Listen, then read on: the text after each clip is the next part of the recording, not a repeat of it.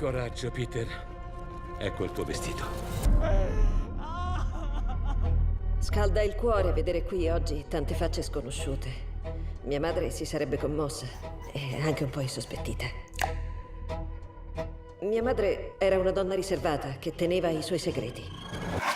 I saw also your short movies, Okay. and why do you have such a terrible vision of traditional family?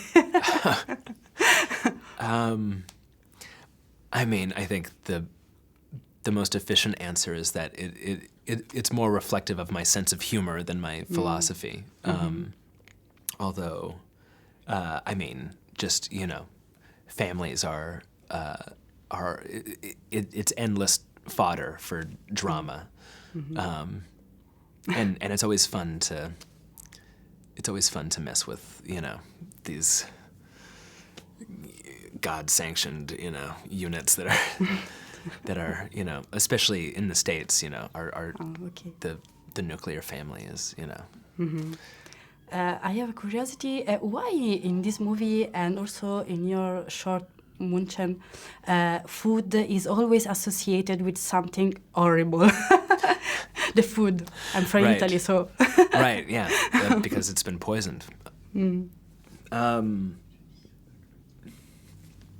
You know, I think it's this film and that short to maybe a lesser degree are playing with, you know, paranoia and the idea that, you know, people might have these Machiavellian ends in mind, and they might not have your best interests at heart, and so, you know, I'm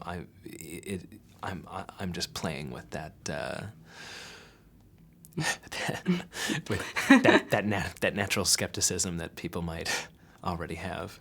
I really enjoyed sound design in this movie. I think it's really amazing. And I was curious about the constant and deep sound that we hear through all the movie. I'm curious, it is the sound of hell, the sound of pain? What is that? Yes, almost like a washing machine. Yeah. Well, it's funny because that you know, part of that sound design in that it's more sound mixing and that we brought it up, but that's actually part of the score by Colin Stetson, and I believe that's sax. That's a saxophone, but I knew I wanted to have this like sub bass sound that you could feel in your gut more than you could hear it. It almost sounds as though it's coming from the next theater, like reverb. But yeah, it's meant to. It's just meant to enhance the dread. The most horrible thing that we see in this movie is the things that mother and son tell each other. So I was directing these two actors, which are amazing. They scream all the time. They are amazing. Well, you know, it was all in the script. So there was very little that I had to do once I had cast the film, you know. I think so.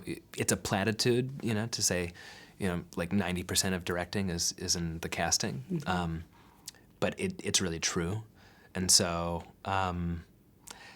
you know, I got to just sit at the monitor and basically be a fan and just enjoy what the actors were doing. Fallo smettere! Fallo smettere!